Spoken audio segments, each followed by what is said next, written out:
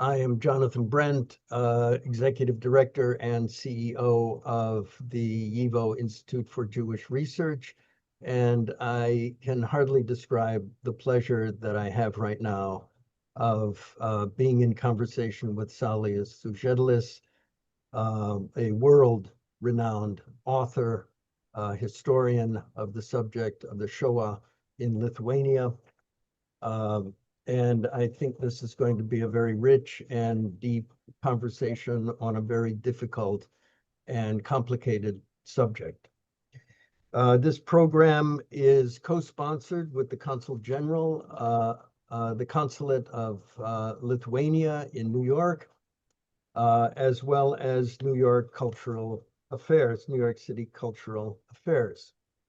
Saulius Sužiedėlis is Professor Emeritus of Millersville University of Pennsylvania, where he has specialized in the history of Russia and East Central Europe. The author is the recipient of an honorary doctorate from Vytautas Magnus University in Kaunas for contributions to historical research on the Holocaust and public awareness of the Shoah in Lithuania. The program is going to be divided, I hope, pretty much as follows. We will spend some time talking about pre-war Lithuanian Jewish relations, the Soviet occupation of 1940-41, and then we will move into the most terrible period of Jewish-Lithuanian relations of June-July 1941, and the ultimate extermination of Lithuanian Jewry. The end of the program, I hope, we will have time to talk about possibilities of reconstruction and recovery of Jewish memory and heritage in Lithuania today. But to begin, what I'd like to do, Saulius, is just refer to something that you write toward the end of the book, in which you say that it's vital that the recognition of Lithuanian national history include three elements. One is the recognition and acceptance of the Shoah as a central reality of modern history of the country and the defining event of the German occupation. And finally, a thorough examination of the behavior of the Lithuanian people during the destruction of the Jews. And I know how complicated and difficult all of this is to talk about. I have many friends in Lithuania, and I always know that it's very sensitive. So many different issues of national identity, the question of anti-Semitism, the question of the role of leaders, Smetana, and that whole period. But I wonder if we could begin with, you're just sketching out for our audience what you refer to in the book as the very familiar stranger of the Jew in Lithuanian history prior to the period of the Holocaust. In other words, what were Lithuanian Jewish relations like? Because I think it's important for us to get that context and background. Well, I think it's critically important. And I recall you once said at one of the YIVO conferences in Vilnius some years back that to understand the Holocaust, you have to appreciate what was destroyed. And that is, of course, the historic Litva community of the Grand Duchy and later the First Republic in Lithuania. I should caution that my book is not a history of the Jews of Lithuania. It is a history of the destruction of that community. I am not qualified to write a history of Jews in Lithuania. I cannot read Hebrew and Yiddish sources, so I depend on much of my work on the work of mostly younger Lithuanian historians of the post-1990 period, some of whom have learned Hebrew and Yiddish and know the sources. And so that is why there are many secondary references in the first chapter. And I took the phrase "the familiar stranger" from one of these studies, and in which the author explains that the Jews of Lithuania, particularly in the rural areas, were an indispensable part of the countryside in the sense of economic relations, and thus in that sense they were familiar day to day. However, it is also known that these communities lived side by side rather than with each other.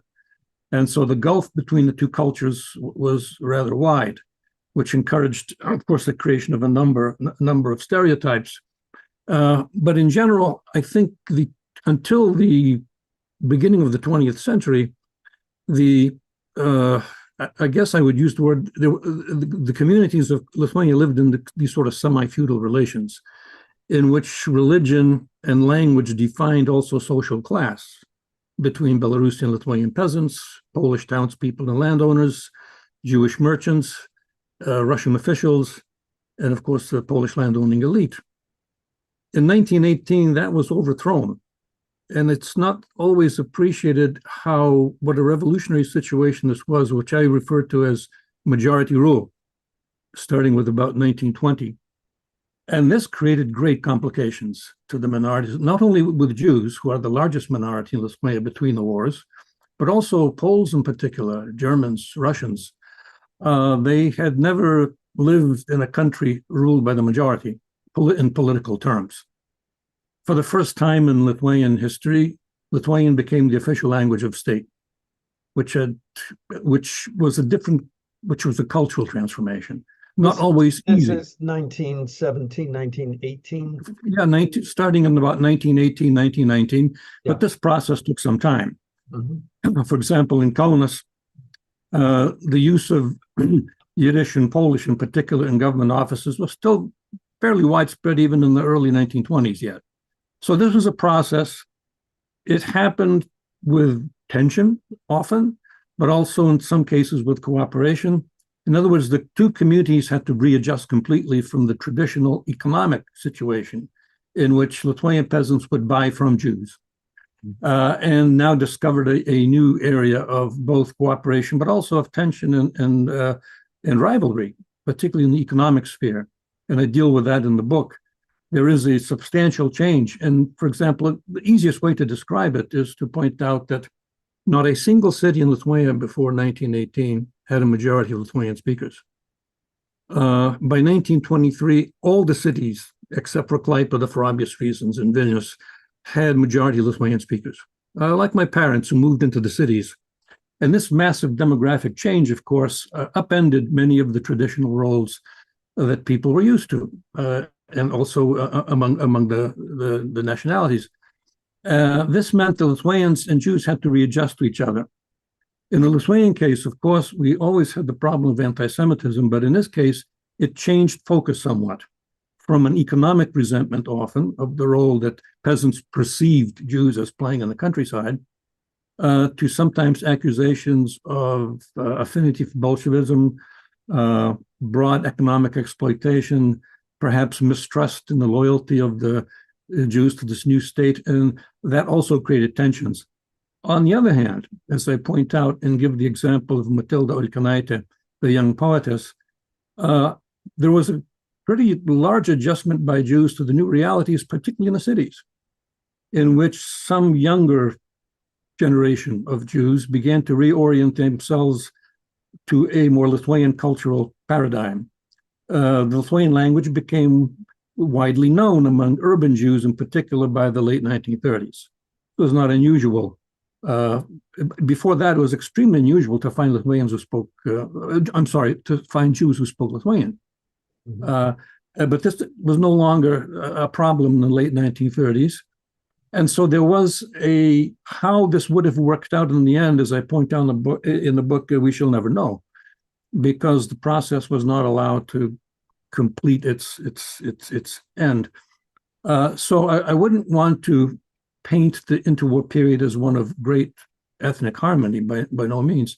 At the same time, it was not a period of systemic persecution. of the Jewish population. And And in many ways, Jews participated in Lithuanian cultural life to a degree that until that time they had not.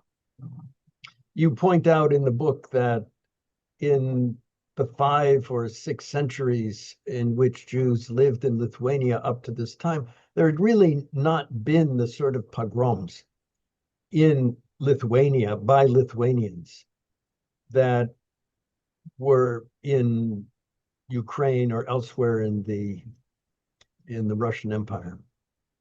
True, there is a different scale. Certainly, there were some violent incidents. My colleague, Professor Staliūnas, has studied some of this, particularly in the beginning of the 20th century. During the Independence War, there were several pogroms, and there were even some fatalities. But by no means did it approach the scale and the cruelty of what happened in, let's say, Ukraine during the period of the civil war there, under particularly by Nestor Makhno and others. So it was a period of relative peace, and in a few cases, Lithuanians and Jews found that they had political interests in common, particularly in the issue of the Vilnius and its reclaiming by the Lithuanian state, and also in some other areas. So, for example, the Duma elections just before World War I, in which Lithuanians and the Jews tried to field candidates in common as a way to sort of outbalance the Polish element. So there are these beginnings of relationships that are not by all means always violent. And there is some interest in mutual cultural contacts as well among the intelligentsia in the cities in particular.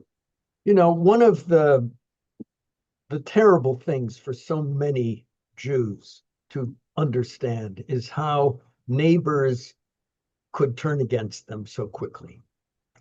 And it's often that the Lithuanian situation is an example of this. But one of the things that you do in the book is try to show how it wasn't just a matter of turning quickly. There were many antecedent factors, many complex political, economic, social elements. And I wonder if you could talk a little bit about the period of 1939 to 1941, or 1940 Yes. with the Soviet invasion. Yes, the title of the book is Crisis, War, and Holocaust. And the crisis and war which led to the German occupation ultimately of Lithuania. Without these elements, it's, to me, inconceivable to talk about the Holocaust. However, that does not mean that there was not a decision made in 1941 of massive first-degree murder. I'm not suggesting that, but there are some necessary conditions. I think, as Timothy Snyder points out, the destruction of these European states, imperfect as they were, and which still provided some protection for all of their citizens, was a crucial factor in undermining social interactions. And the crisis in the Soviet occupation of 1940 tremendously intensified the inner crisis, particularly the relations between nationalities and, of course, Lithuanians and Jews especially, but not only. And so these elements changed the way people perceived each other. And I deal in the book with the perceptions of the Soviet occupation, in which you have two communities with diametrically opposed geopolitical hopes and perceptions. What do you mean by that? Just spell that out. I mean, yeah, for Lithuanians very specifically, the only way the Soviet occupation could end would be to look west, and of course that was Germany. Britain seemed to be on the eve of defeat in 1940. For Jews, of course, looking west was death. And so for them, the Soviet occupation was, in a way, a salvation of sorts. And not that the older generation in particular saw it as a welcome thing, but considering the alternative. And the way to point that out is to emphasize the fact that even Jews who were deported to the Soviet Union in 1941 June, just the week before the war began, had survival rates that were high compared to what would have happened to them had they stayed. And so these two sort of Lithuanians perceived this as treason, and as a way in which Jews just don't care about the independence and they're not real patriots. And so you have a number of situations which give rise to narratives which are, in the end, sometimes lethal. And the reason I want to deal with that period in one chapter is because Judeo-Bolshevism was the most successful Nazi propaganda theme, anti-Jewish propaganda theme, considering that the racial theories were not so widely spread in Lithuania before 1940-41. It pays to look at the actual situation on the ground at some close detail to make sure that these stereotypes that are sometimes brought up are not misunderstood. Mm-hmm. The myth of Judeo-Bolshevism, could you talk about that a little bit? I'm not sure everybody knows what that is. Yes, the myth is that Soviet power was Jewish power in the minds of many people, and they said so explicitly. We have police reports, which are I think a rather reliable source on this, in which people are saying that constantly. That Henry you say the Ford Jews was saying this constantly. Henry Ford was saying this. And so this theme is brought out. And so you have to look at the actual reality on the ground in 1940-41, which I do in some detail with charts and statistics to prove that that was not the case. Soviet power was Russian power, essentially. But this theme was so strong that it became, in fact, a fundamental plank, an integral part of the ideology of the Lithuanian Activist Front, which claimed for itself the new political program for the country, and which rejected the formerly relatively moderate, even though authoritarian regime of Antanas Smetona, who was in many ways suspicious of extreme nationalism and particularly racism, and criticized Nazi racism openly in the 1930s. This is a sea change in the way Lithuanian politics works. And obvious, it was influential in the behavior of many people when the war broke out in June of 1941. Is it fair to say, from your point of view, that the Soviet occupation, the destruction essentially of both Jewish, because many Jewish leaders were shot and deported as well, but Lithuanian leadership also, and Lithuanian society was completely destabilized by this, and that these murderous ideas were able to gain traction in this period of intense destabilization? Yes, we know they did gain traction. And this is where the crisis comes in. It's an inner crisis for Lithuanian society itself. Mm-hmm. This new political reorientation. And of course, since Germany is perceived as the liberator for many people, many of whom were not particularly pro-Nazi. But the reality was, unless you were incurably naive, the breakdown of the Soviet-German partnership was the only way to regain independence.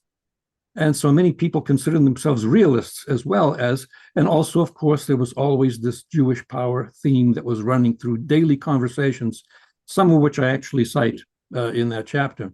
So yes, that's true. So if we extrapolate, and I know we're getting out of the narrative a little bit, but if we extrapolate a little bit, it might be possible to say that in order to prevent such tragedies from happening again, we need to support institutions that support stable society. Oh, I think without a doubt. And not only that, we have to support ideologies and political norms that are against this. For example, all genocides depend on collective guilt as the fundamental narrative. Mm-hmm. Without the collective guilt, whether it's racial, class, or religious, none of these crimes against humanity make sense. And in the Lithuanian case, what is interesting, and I point that out in the book, it was a revelation to me in some ways, irredeemable collective guilt. When the anti-Soviet Lithuanians who were pro-German, not all were, but those who were, would talk about Jews, it was irredeemable. They said the Jews cannot be changed. It's collective guilt. They betrayed us. They're Bolsheviks. They need to get out. However, for Lithuanians, then they said this explicitly, you could still be redeemed if you regretted your association with communism, and there were significant numbers of Lithuanian communists. If you reject with the communism, you turn back to the nation and rejoin it, you will be forgiven. You see, that is a fundamental difference. Yeah. And it comes out in the documentation itself, in which the police are sending 2 lists of people from the town of Vilnius to Kaunas who have been arrested for communist activities. One is the list of ethnic Lithuanians, and they go to a kind of a prison, but they don't go to the 7th Fort. The Jewish communists on the list clearly are heading for their destruction, physical as well as political. So this is an extremely important point, I think, and we can't dismiss the ideology, even though there are other factors involved. Again, anti-Semitism was a necessary, albeit insufficient, causal explanation for the Holocaust, but it is a central one. Right. But it was the... And as I mentioned, in Lithuania, the Judeo-Bolshevik part of the anti-Semitism was the most effective propaganda meme that worked. Yeah. For many people.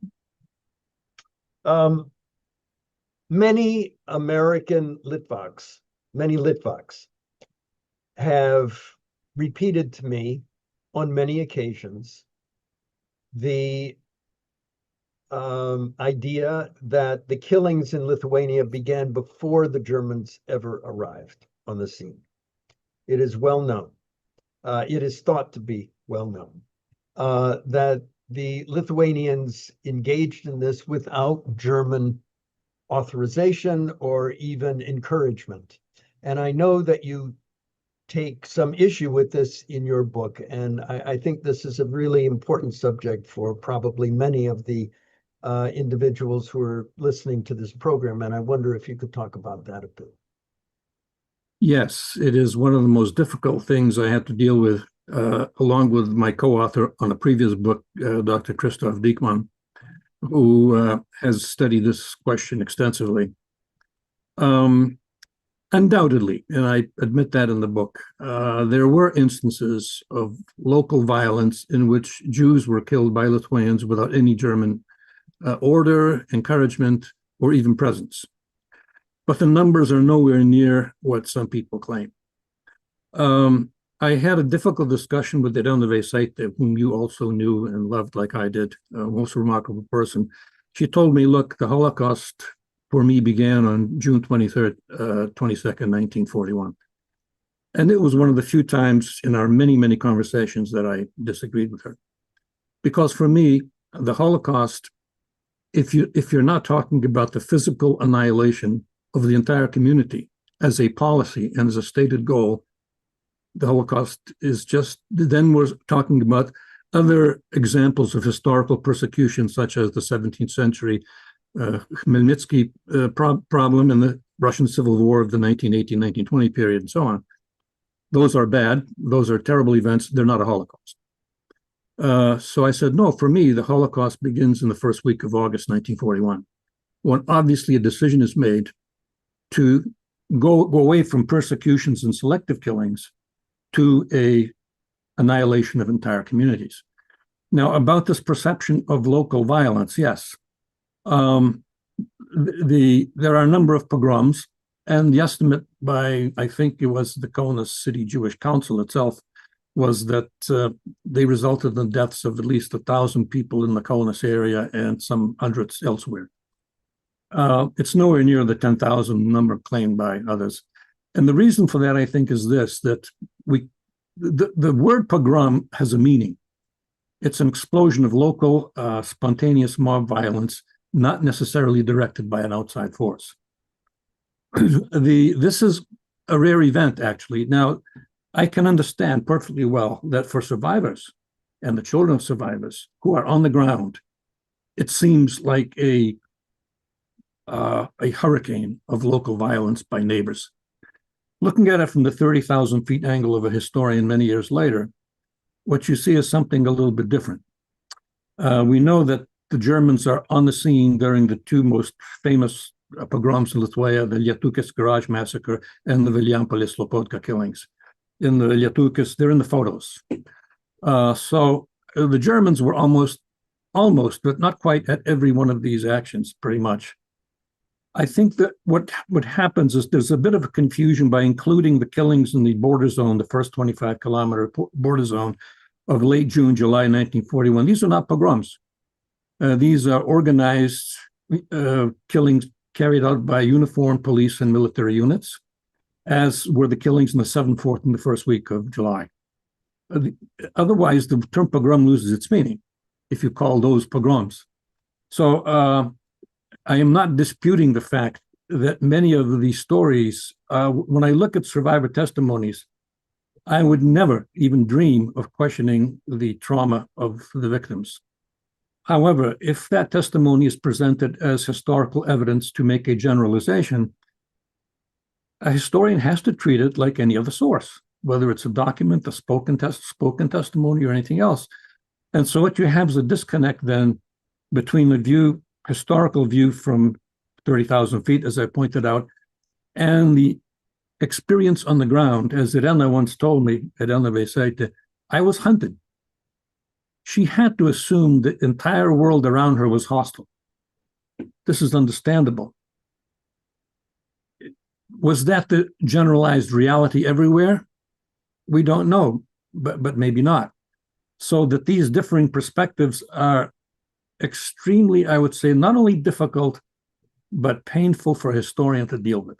And that's not only in terms of the Holocaust survivors, Gulag survivors, Rwanda survivors. You probably run into the same problem if you're a scholar or someone studying at that situation at a distance and collecting evidence.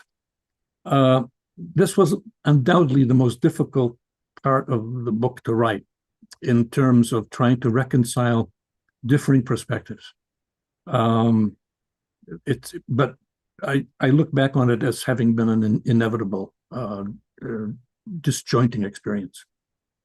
But I think that the thrust of your book, as I read it, is not to displace responsibility onto the Nazis and say, well, the Lithuanians were just following orders.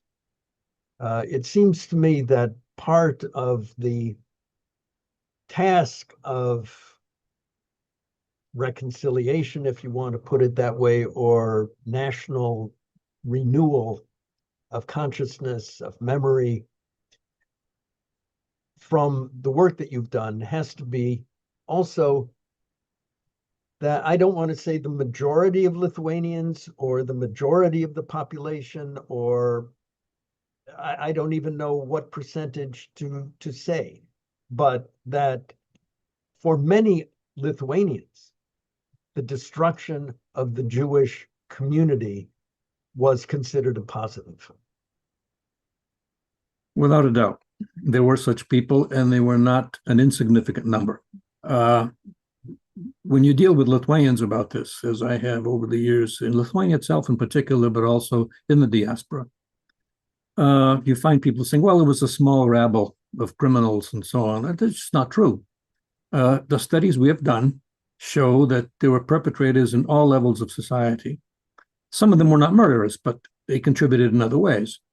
How many killers were there? There is a number bandied about at the Genocide Center of about 6,000 active killers, and that could be close to the number of people who actually performed bloody work, if you want to put it that way. But of course, there were government officials, district chiefs, there were police officers who may not have killed anyone, but participated in other ways. So that number is larger. There were institutions which participated, structures, not just individuals. But I want to emphasize when we're talking about the German connection, the Nazi connection, the Germans had operational authority over the killings. They had operational agency. Lithuanians didn't have that. Lithuanians had, however, moral agency. They still had choices to make. There's no evidence that the killers in the battalions, who were the largest strike force in the shootings, not so much the neighbors, but they did participate, true, yes. But most Jews in the Holocaust were not killed by their neighbors in any literal sense. These organized units, if they did not want to participate, were almost never punished or disciplined. They could step aside. We know this from the documentary evidence.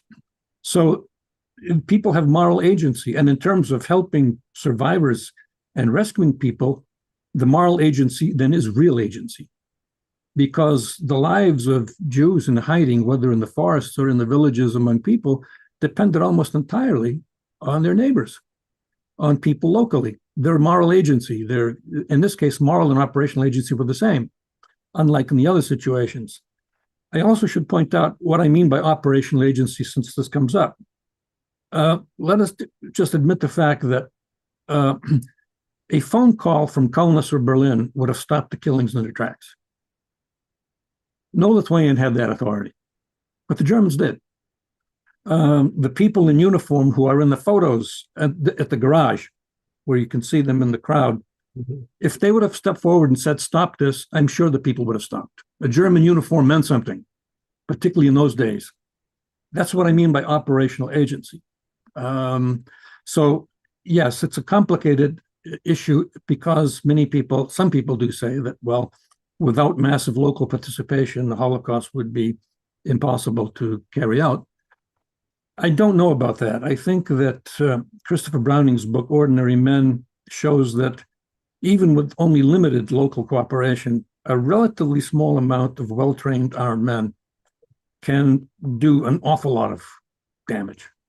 Now, of course, there was this local cooperation. It made the Germans' job easier. Whether it was decisive, I leave that question open, because I don't know that we can ever come to a definitive answer on that one. But certainly, the most difficult part of explaining the Holocaust to the Lithuanian diaspora and people in Lithuania itself who are looking at this issue is the difficulty to accept the fact that collaboration in the killings was widespread and was not simply the province of some small rabble of misfits. But it was not the majority of the population, of course. And there's a spectrum of behavior. And I tried to address that in chapter 6, which was also a very difficult chapter to write, along with chapter 3 in particular, from the point of view of trying to reconcile very differing perspectives. What is the spectrum between enthusiastic approval to rescue? And how many people fit into in between? It's difficult. We didn't have any kind of Gallup polls or anything to judge, but we have some evidence of the possible scale and different interpretations, and some of them are counterintuitive and not consistent. There are rescuers who have anti-Semitic attitudes, but they risk their lives to save children. There are killers who admit they have absolutely no anti-Semitic or Jewish, but they want to loot some property, or their wives had been Jewish, or they said, "I have Jewish friends." But so some of these some things that people say are wildly inconsistent. It's not always just a straight line. And that, again, on the other hand, I don't want to complicate things too much, because after all, the Holocaust is a decision made by people, probably late July, early August in Lithuania, I'm speaking of, which is the decision to commit first-degree murder on a massive scale. And they include numbers of people who either decided or participated in it. So I wouldn't want to, when you study a lot of factors that come into this, crises, war, and so on, creates the impression that these are somehow structural forces that don't have human agency. And I would not want to present that. There is a framework that is necessary. But the decision, as I said, a phone call from an office in Berlin would have put a stop to it if that choice had been made. If a choice had not been made in late July, early August 1941 in Lithuania, such that was made, I assumed that the majority of Lithuanian Jews would have survived the war under persecution, perhaps in ghettos, as has been the case in the past. But this was a quantum leap. This decision to annihilate entire communities was a quantum leap. And it starts in early August, although there are two exceptions to this, as I point out in the book in July: the killings in the smaller town of Ilake and the much larger killings in Plunge.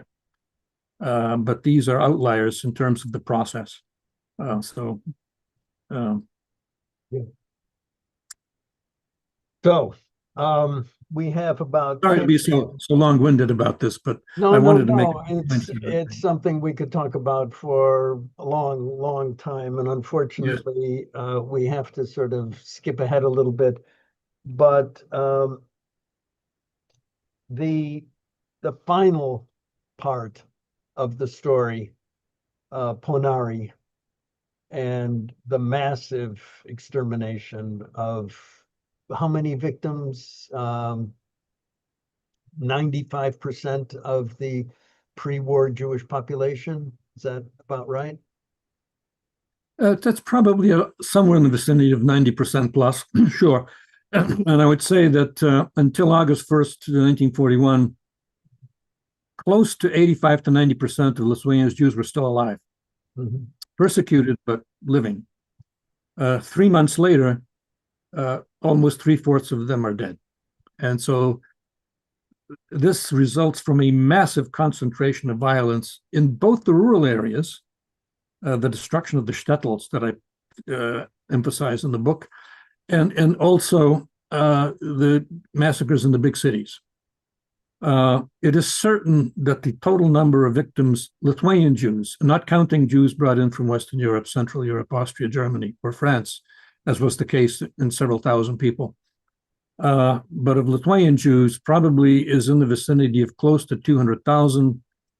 The commission I was part of had mentioned the possibility of between 190,000, 206,000. These numbers are sometimes changing over time because, for example, Ponari, the figure of 100,000 is a rhetorical statistic. It's not real. Any more than the 4 million in Auschwitz for many years was brought forward as a statistic, which was later corrected. The Ponari case is not as dramatic as Auschwitz, but we think now that the number was closer to 70,000 plus, and 90% of this 70,000 or more were Jews. Before it was stated that, well, it was 100,000 and 70% were Jews, but as in Auschwitz and Ponari, the vast majority are Jews. And so the numbers had to be corrected. There was a Polish narrative for a while among some scholars and journalists that 20,000 ethnic Poles were murdered at Ponari. That 10 times more than the real amount. We know that's just not true now. So, and the problem with the numbers are things that upset some people because we have to correct them as we go along. This is the job of historians. It is in no way diminishes the horror. As you remember, Yehuda Bauer did receive some rather violent pushback when he, in 1989, published his new numbers, and he was accused of diminishing the Holocaust. Of course, he wasn't. And the new figures are now accepted by all mainstream scholars. So this is always a problem. We shouldn't focus on the numbers as much, but the destruction of the communities in the countryside was thorough.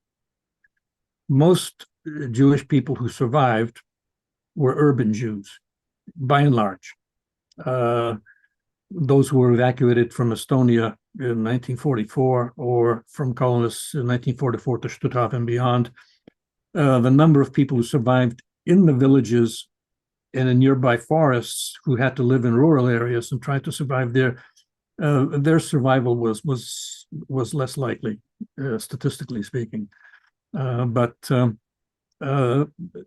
so, you know, I would like to emphasize to all, particularly the Lithuanian audience, that this is the most violent event in modern Lithuanian history.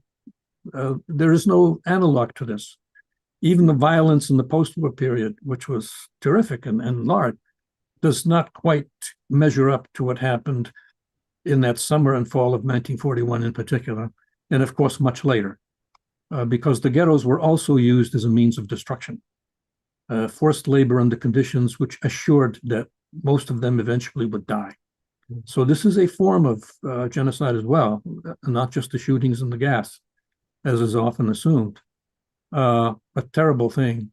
As far as the statistics, also, what I think after the war, what made many Lithuanians ignore, I wouldn't say ignore, but minimize the experience of the Jews, the other, was the fact that most ethnic Lithuanians who died violently in the 20th century were killed after 1945, not the war. To an American's to Americans who are steeped in a different version of World War II, this is very hard to grasp and appreciate. And that deflected attention away to some extent from what had happened to the Jews. And of course, there was the anti-Semitic feeling of many people said the Jews are gone and that's good. I should also add that one of the elements that I found in my research that has been proven in other sources is that the looting of property was a prime motivation for many of the lower class of killers who were not ideologically motivated necessarily. And that was very widespread. And this is both from oral history and from documentation that we have.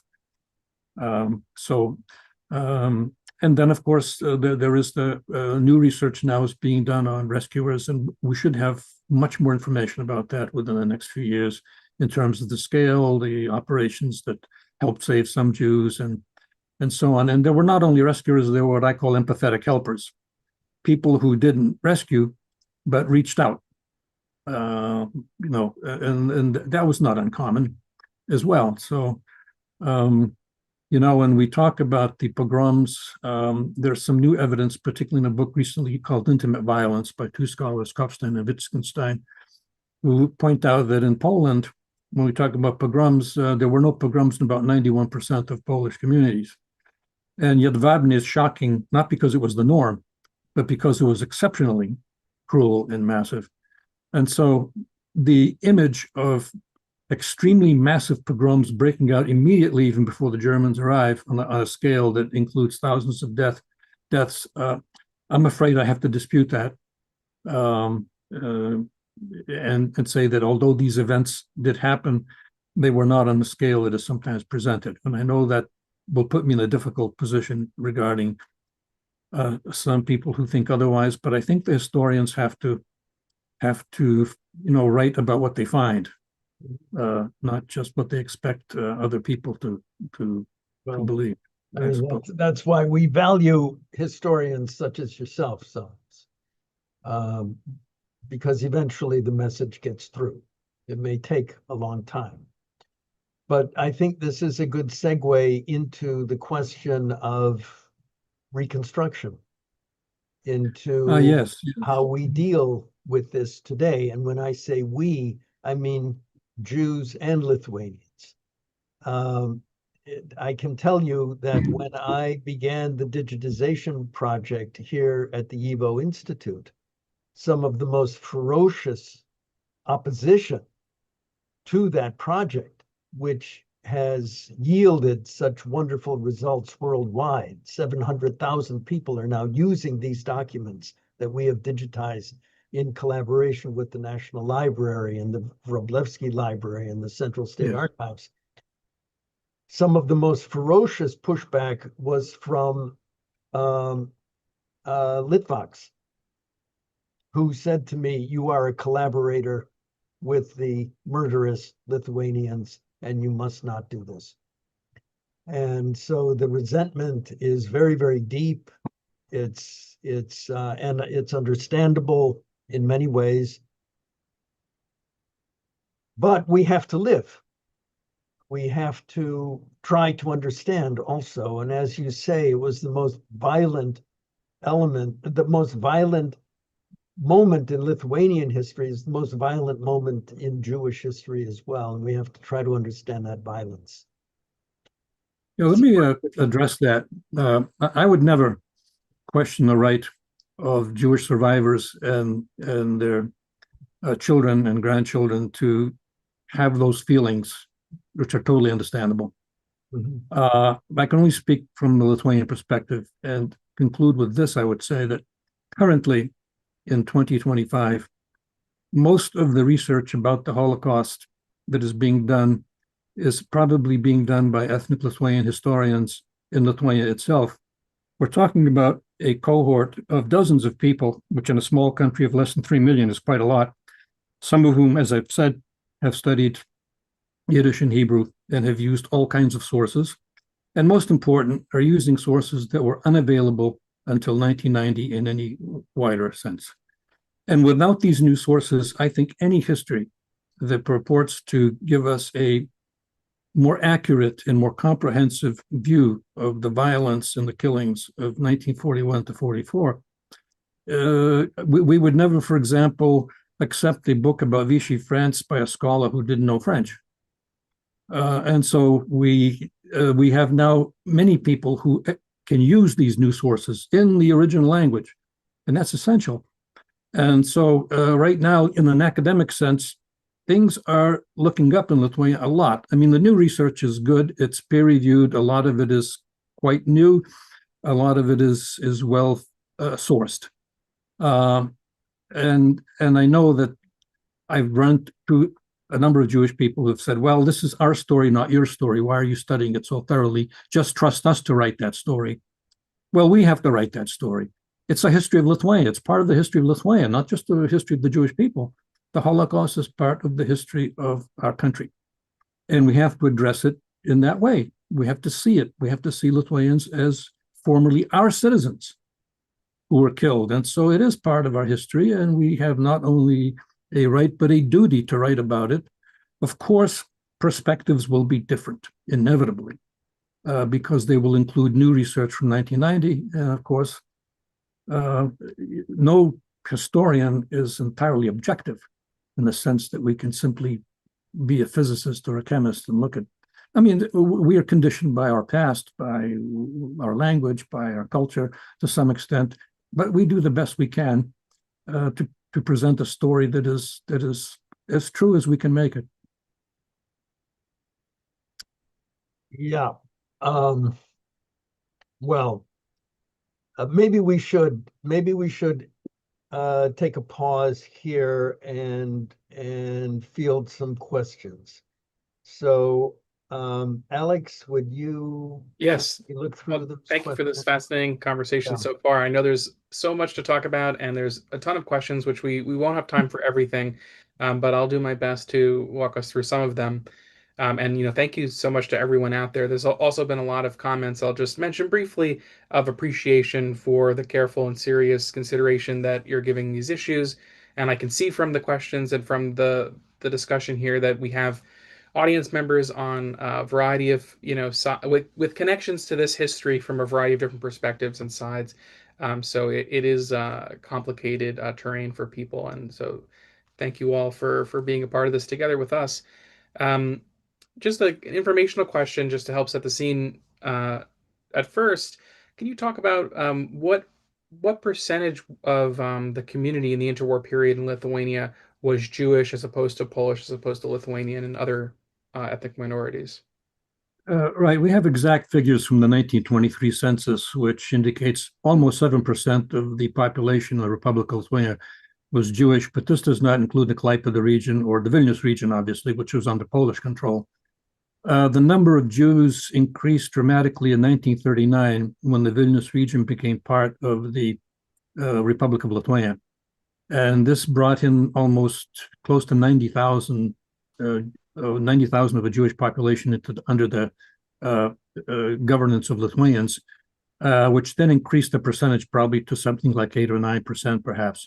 There were, according to the Soviet estimates from January 41, after the occupation, the number of Jewish citizens in Lithuania supposedly was around 210,000 or so, but that's not an exact figure.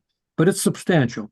It's the largest minority in both interwar Lithuania and in Lithuania after the Soviet occupation. The Polish percentage was probably around, I believe, 3% or so as the Russian population, smaller. And the German-speaking population, if you include the Klaipėda region, was probably around 2%, maybe less. So the national minorities in general comprised about 1 out of every 5 citizens in the interwar period. Ethnic Lithuanians made up the majority, and mostly of the rural population, but also in the cities by that time. So, but I should point out that these figures were changing all the time. About 20,000 Jews left Lithuania between the wars, mostly to Palestine and South Africa, because of the U.S. Immigration laws, partly. But the number, because of natural growth and so on, stayed roughly the same. There wasn't any tremendously different change in the demographics of the Jewish population between 1920 to 1940, except for the factor of World War I, because the deportations that the Tsarist army carried out, massive deportations of Jews, but also of some Lithuanians as well, eastward, hundreds of thousands of people, many of whom never returned. So that changed the demographics more than what happened during the interwar period. There's another question here about the ethnic Lithuanian population. What about their history before World War I and before this period that you're talking about? Can you tell us that might shed light onto, the situation in the interwar period and during the war? Well, until the First World War, roughly beginning of the 20th century, most Lithuanians were peasants. In the cities, for example, in Vilnius, there were 2% ethnic Lithuanians. My father was one, a rarity. Before 1914, in Kaunas, less than a fourth. Šiauliai was the most Lithuanian city, about 1/3. All this changed extremely dramatically because as the nationalist intelligentsia became more numerous in the late 19th century and began to move to try to take what was a marginalized society in terms of its influence on the economy and culture and so on. Polish was the language of social prestige. Russian was the language of government. Lithuanian was the language of peasantry. That's how it was perceived. That changes dramatically in the interwar period when these intelligentsia, which represented the rural population, comes to power.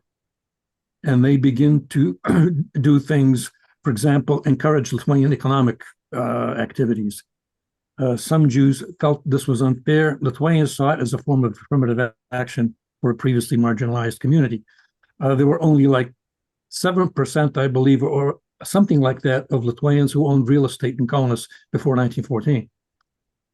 So you can imagine the marginalization in terms of cultural and economic factors.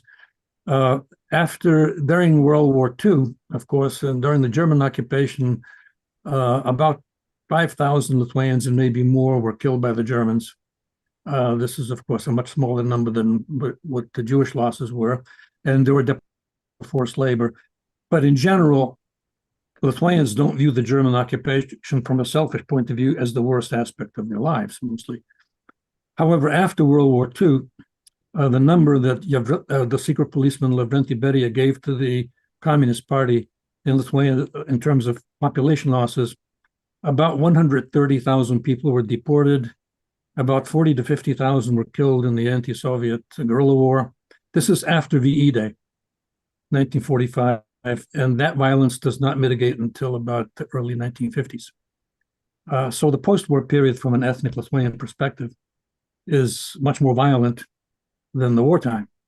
I tried to explain that to members of the greatest generation. It's not that the American view of World War II is at all insignificant. It's just that it's irrelevant to the experience of people like my parents. And so it's very complicated to explain sometimes. So that number of, roughly about close to 200,000 people or more, 250,000 were repressed by the Soviet regime, not murdered, but repressed. So that's a substantial number too, but it explains in part why the perspective of Lithuanians and Jews about the war is so different.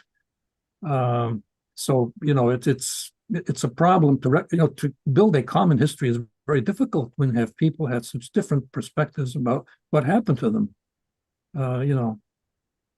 So again, I deal with this in the book as best I can, but this will require more, I think, not only scholarly but social and political work to kind of get the communities to try to understand one another better in terms of their very, very different experiences. If I could add just one thing here, the YIVO Institute engages in a lot of work with Lithuanian schools. We work with the commission, the Tolerance Center run by Ingrida Vilkienė and others. We work with teachers and students. I meet with many people in different institutions, and I find, at least anecdotally, from my point of view, a tremendous willingness on the part of the Lithuanians I meet to engage in discussion, engage in an attempt at trying to understand the meaning of what happened and build some common understanding. So I see. Yes, I agree. I agree, except that I note that, yeah, I hope that this kind of willingness to address these issues, particularly among younger scholars, younger educated people, would spread to a wider element of society. I would hope that, and there's still work to be done, because anti-Semitism is by no means finished in Lithuania. No. In political terms. And so, we can only hope that a younger generation will be increasingly open to accepting a very difficult and painful past. Mm-hmm. So we have only a few minutes left, and there are tons of questions we haven't gotten to. I want to sort of combine a bunch of questions together, and maybe pose something sort of complicated to you, Saulius. There are a variety of questions about the collaboration, between the Lithuanian, the ones who did the bloody work, as you put it, and the Germans. And can you speak a bit more about that, about how we know what we know? This is a question that's come up from a few different perspectives, and what do we know about this? And you spoke a little bit about during the conversation, but people's motivations and the variety of motivations. And we also have a question about, people that didn't necessarily do the bloody work, but that were somewhere on the in-between spectrum that you mentioned. What kind of insight can you give us into this really complex and obviously very painful issue, again, which many different people are asking questions about? And my apologies that we don't have time to get to them all individually. Right. I think the important thing to remember that the collaboration, the occupying force and the collaborators have different sources of power. And one side has more power than the other. It's a complicated issue because the people who are under foreign occupation still have choices to make. The Germans, as a rule, were not eager to punish Lithuanians who didn't cooperate. In ways. There were people who claimed that they worked in certain offices and so on, part of the German administration, the civil administration of the German occupiers, to make things easier for the locals and to sabotage maybe those things which were harmful to society. This often is a self-justifiable rationale that one has to take with a grain of salt at times. But as I pointed out, the spectrum of responses is very wide. And from disgusting glee at what is happening, not just the shooters and collaborators and government officials or police officials, to a kind of quiet satisfaction by some people saying the Jews are gone. They weren't any good anyway. To people in the middle who are shocked. But there's also a large segment in the middle who are stunned by the violence. They're shocked. You can't sort of, the killings viscerally are shocking, even to the killers themselves in many ways. One of the reasons for turning towards industrial killing of using gas chambers was to reduce the pressure on the killers, because shooting large numbers of people day to day, as Himmler himself pointed out once, was difficult for the killers in the sense of, that's why drinking and alcoholism was common among them. I'm not, asking for sympathy for them, but this is a consideration for people doing the mass shootings. And then you have people who are shocked at this and say, we shouldn't do this. And you have an interesting response from the church, which says, look, from the property that's left behind, I deal with this for a short time in the book, what to do with the property that's left behind? We can't just give it away. It doesn't belong to us, but we have to deal with it somehow. And, they go through these convoluted answers as to how they can, it's really a difficult to get your mind around it, because, and particularly after a period of stunned looking at this, oh, this is horrible. And some people are horrified, not because Jews are being killed, but because Lithuanians are participating in the killing, and it's shameful. There's also that response even among ultranationalists. So you can take, there are dozens of responses you can construct a spectrum, and none of which is satisfying in the sense of a comprehensive explanation, because some of the answers in some of these are counterintuitive and contradictory. Horrifying disgust at the killings, and yet, maybe it's not such a bad thing for us in the end, and that added to the fact that towards the end of the occupation, as Lithuanian-German tensions accelerate and people become increasingly anti-German in their attitudes, there is a kind of a thing, okay, well, what about Jews in the future? And that conversation I discuss in the book as well. And some of it is rather difficult to see, to analyze. So, this is a long-winded answer, but it is so because the questions are so complex. And if you take any slice of it, you can generalize from it to create a false picture. This is very true, for example, of the 1941 statistics on Jews in the Soviet Communist Party. You can take any slice during that year, statistically, and make out of it a generalization that will be false, that will create a false impression. You have to look at the timeline as well and take the entire picture together to get a more realistic appraisal of a rather complicated situation. I think that that's important because different narratives have constituencies. And if you're interested in pushing one constituency at the expense of another, you can sort of use selective evidence. Historians try not to do that, but that's not always avoidable at times. So particularly in these kind of situations, the scholar has to be very careful and sometimes has to present an unsatisfying answer, which is not so brief and comprehensive. I'm trying to be as clear as I can about a problem that is very difficult to explain thoughtfully and logically. But that's where we are, particularly with events as huge as the Holocaust. Because when you look at how enormous this event is, almost everything happened within it. There are thousands of personal dramas, millions on a European scale, where people behave in ways you wouldn't expect sometimes and are not consistent with what you think the way they should behave. One of the great writers in the Lithuanian language, Saulius Sužiedėlis, who died in Israel about 10 years ago, Jewish writer, but wrote in Lithuanian. He was a child survivor, and his survival was caused by people who had done shooting. They came back after an operation, saw that they were children, and then decided to release these children into the hands of women who then spirited them away, and that's how they survived. The killers in this case finally in the end saying, well, okay, let's let the children go. It doesn't at all excuse their killer, but it's not something you would expect normally. And there are many such instances in these dramas, that some of which I point out in the book. I try to use personal examples, sometimes to illustrate a point. And these are sometimes surprising twists in the history. So I hope that people will appreciate that.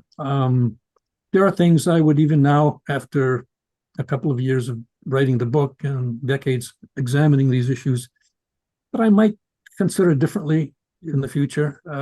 There's always new ways to look at things. I hope people will think of that as they read the book, and I hope they do. As I point out in the foreword, that I had many people editing the book in two institutions, the Holocaust Museum and Academic Studies Press. Undoubtedly, there are some errors and flaws in it. I take full responsibility for anything that is not right in the book, and we can correct that in the future. But every historian must admit that we're not, we don't have a crystal ball about everything, and we have to be aware of that. It's just that we've studied this issue probably more than most people, and that should give us some credibility. Saulius, I would like to point out that whereas the book was written in English, it's now being translated into Lithuanian and is now under contract with the Lithuanian publisher. Is that correct? It is correct. The Lithuanian History Institute Mhm. is supervising the translation of the book. They have appointed a translator. It is now in the works, and hopefully that will happen soon, because obviously the book is extremely important for people in Lithuania to read, who may not be fluent in English or may not want to read in a foreign language. So we'll look forward to that. Well, Alex, is there another brief question, or should we wrap this up? I think that's a good note to wrap up on. Okay. Yeah, Saulius, thank you so much for joining us. And I just want to say again, for those that want to go deeper, check out this wonderful and extensive book here. And I also want to thank again the consulate, for co-sponsoring this program with us. And I think it's, speaking to what you're saying, Saulius, it's a really special and important thing that we can have programs like this at YIVO, and we do often, where we try to get into some of this really complex history and look at it dispassionately and look at it from different perspectives, and also, quite simply, just create a community around people that are on different sides of this issue, and bring them together. So Right. so thank you all, out there in the Mhm. audience as well for joining us. I think it's important that we're doing this. Yeah, and I want to thank you for your patience and your questions. And I want to just remind people that the book is available on open access. So, Very well. And through the YIVO we'll store. add that. Thank you so much, Saulius. It's really you. a privilege and honor to have this conversation. Good to see you, Jonathan. Thank you very much, Alex. Yeah. Thank you very much.